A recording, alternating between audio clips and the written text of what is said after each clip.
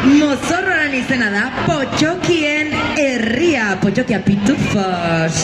Bueno, Mozorroan deskribapena Gargamel, kapitalaren morroia Potxoki herriarekin bukatu nahi du erretarako gasa, elektrizitatea, hipotekak eta saskia ezin ordaintzera eraman du Potxoki herriari. Elkartasunez, herria defendatzen arituko dira gizaki urdinek, herriak bakarrik salba dezake herria. Nahi duzuenean, bisotza. Baina, konpar txatxara bero bat.